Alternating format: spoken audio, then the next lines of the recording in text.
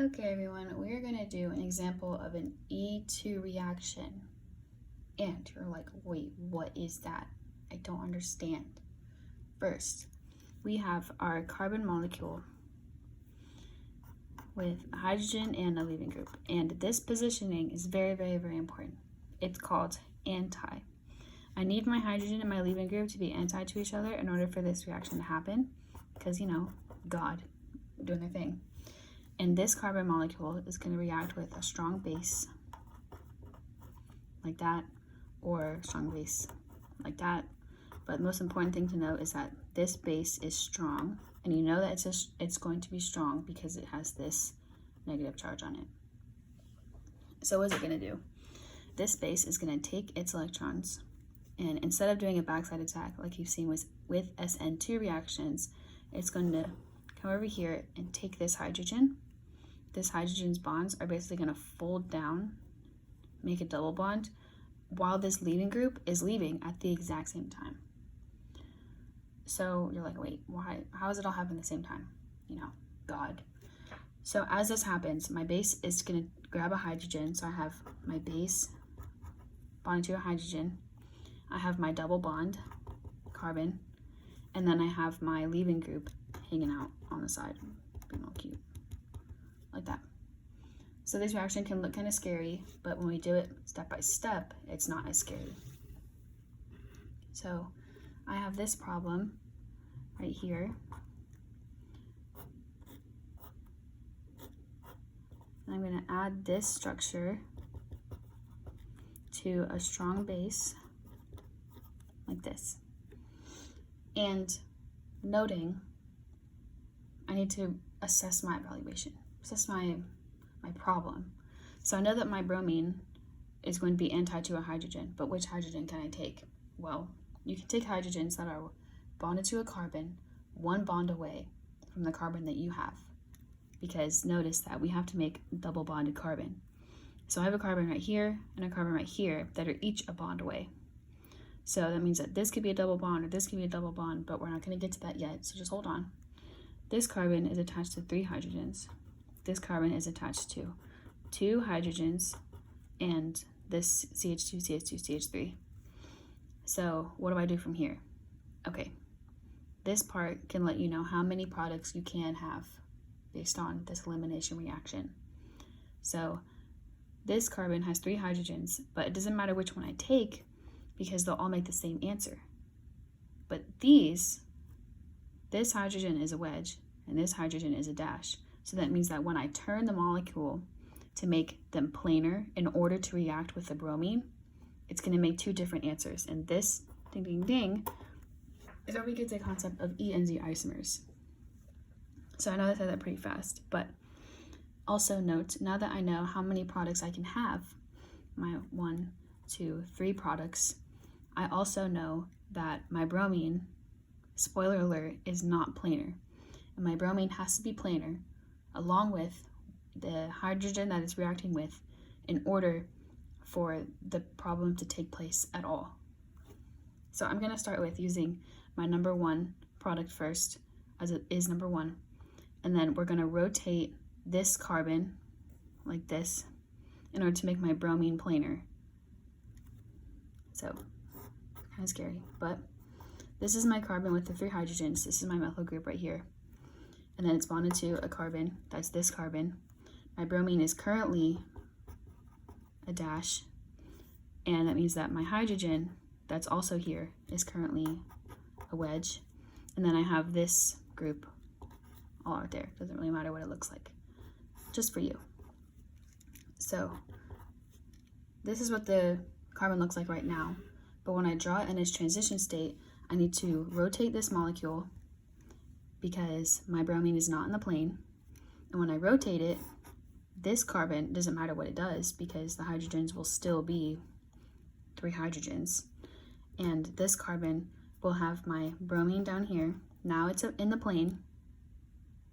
This hydrogen will stay as a wedge. And now this will turn into a dash. And I know that that looks kind of scary, but we're just gonna keep going and then it might get easier as we keep going. So now I have my hydrogen and my bromine, they are now anti to each other. I highly recommend you draw this little snake in order for your brain to understand, okay, great, these are anti to each other. So now I can actually do the double bond crap. So this hydrogen is going to get grabbed by the base, and then it's going to fold over and make a double bond. My leaving group is going to leave. So first I have my double bond. Perfect. That's the whole point. Sorry, it's not focusing. And now I need to draw my substituents. So this carbon still has 2 hydrogens left. And this carbon also still has 2 substituents left. It's going to have my little zigzag, and then it's going to have a hydrogen. So how do I draw this like this? Well, I know that this carbon is still this carbon, but now it only has 2 hydrogens, and now there's a double bond between these 2 carbons. So now it's just literally just going to be like this. Double bond, that's this. Draw the rest of my zigzag, and then that's literally my answer. We can double check our work where this carbon has 2 hydrogen substituents that are hiding. This carbon has this substituent right here. We have that, and it also has hydrogen that's hiding on the outside. But that's only one answer. LOL, we've only done one of the 3 products. So while this is very time consuming, I highly recommend you do this a million times over again so you get comfortable with the process. So now we're going to do our number 2 product. And this hydrogen is the one that's on the wedge, just for reference sake. And instead of drawing out what it all looks like, I'm just going to rotate it really quick. So I did not do this my first time around, and it took me, however many minutes of practice, but that's how we're going to do it from now on. So I have my carbon, and I want my bromine to be planar. So I'm going to draw it planar, like this. Similar to the last problem, my hydrogen is on a wedge, and my CH3 group that's left over is going to be on a dash. Draw my other carbon. I know that this hydrogen is currently on a wedge, so I'm going to make it into the plane, like this. My HB is going to be on the dash, and then the rest of the ethyl group is going to be on the wedge. This is my transition state. This is after I've rotated, because we already know that before I rotated this, my HA was on a wedge. So now, this is my anti, and I can figure out what I'm going to do. So my bromine leaves, base comes in, sweeps this hydrogen, and the double bond is formed. So I have a double bonded carbon, and this part is different from the last problem because before we had 3 hydrogens on the side. It didn't matter which one we took or what we did, but this one it does matter. You want the wedges and the dashes to match up. So here's my first wedge right here, which means that I want my other wedge to be on the same side like this. So this is going to be my zigzag. Here's my CH3 on a dash, and then here's my HB on a dash, like that. So what does that mean? Well, I've got a carbon bonded to a carbon, easy.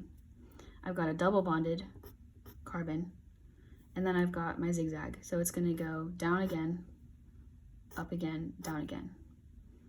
And I know this because of my, this problem all the way over here. You can kind of see it like this. So instead of going double bonded from here to here, like how we did here, we have a regular bond and then a double bond. And then you just draw the rest of the zigzags. And this basically is like your key point. You need to focus on where the carbon bond actually starts. So when we do our second problem,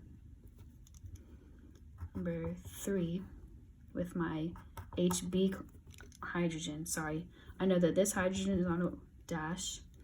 So when I draw my transition state of when it's rotated, I have my carbon like this with the bromine, hydrogen, and a methyl group, same exact thing as before. But now I'm going to put my HB on a plane. I'm going to put my Z structure like this and my HA on a wedge. So notice how, concept check. After I've rotated the molecule, notice how my HA was changed into the plane. My HB stayed on a dash. The exact same thing has happened, but opposite for this transition state, because now my HB is on the plane, but my HA has stayed on the wedge. And while it might be confusing to try to conceptualize exactly how the HA and the HB rotate, because you're like, wait, if it's rotating, why isn't this one changing? Or why isn't this one changing? It's because one of them is always going to be planar. One of them is always going to be a wedge, going to be a dash.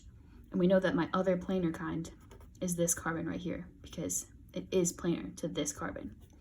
So just notice that your transition states should be opposite based on the hydrogens that you're using for the E and Z isomer carbon. That was a lot of words, but it's going to be fine. So now that we have our other transition state, we have our double bonded carbon, love that, and we have our hydrogen on a wedge, and now we have another hydrogen on a wedge compared to how this one was a hydrogen and a little zigzag. So here's a hydrogen and another hydrogen, and we have our methyl group and this zigzag. So notice how these are different. In this example, our highest priority substituents were like this. In this example, our highest priority substituents were like this. So what does that mean? That means that this isomer is different from this one because the highest priority substituents are on either side of our little carbon river right here.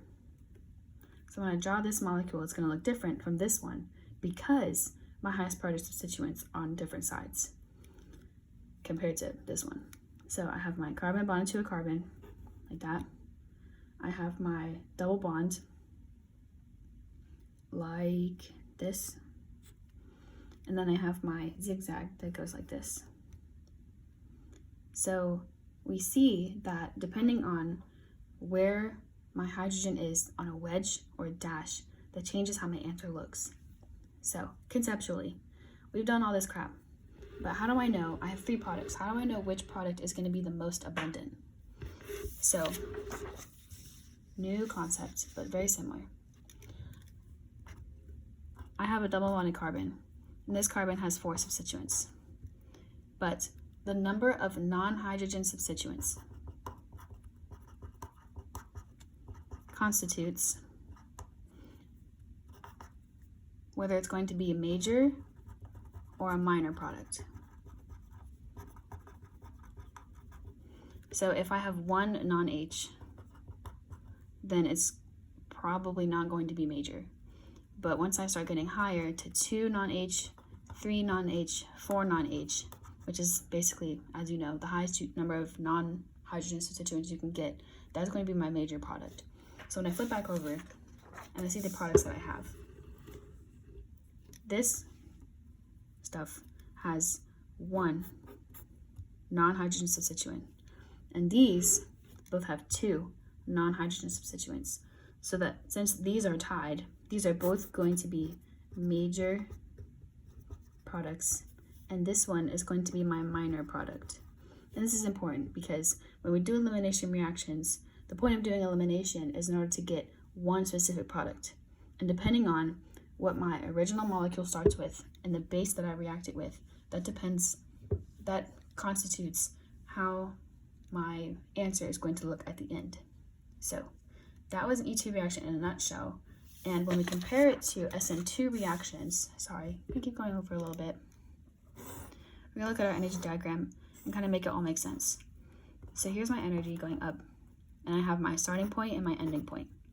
Do I have a carbocation in this reaction? No, which is important because my E2 reaction is similar, notice how similar, not equal to, my SN2 reaction, because I still have 2 reactants doing a 1-step process because I had my base and my carbon, and then it ended with my double bonded carbon, my base, and my leaving group on this end. And there wasn't anything in between. There was no step in between because I didn't have a carbocation, and since both of these reacted at the same time, that made my reaction second order. Because in my 1-step reaction, my 1 step has to be my rate determining step, which means that both of these reactants reacted at the exact same time, to create a second order reaction. And the only difference between this E and the SN is because this is a substitution reaction with a nucleophile, and this is an elimination reaction with a base. So that's the difference between the two reactions. But you know, if someone decides to be like, hey, what's the difference? They point a gun to your face. You'd be like, hey, these are almost the same, except this reaction is creating a double bond, and this reaction is doing substitution with a strong nucleophile, period. So I hope that this helped, and if you have any questions, feel free to leave a comment.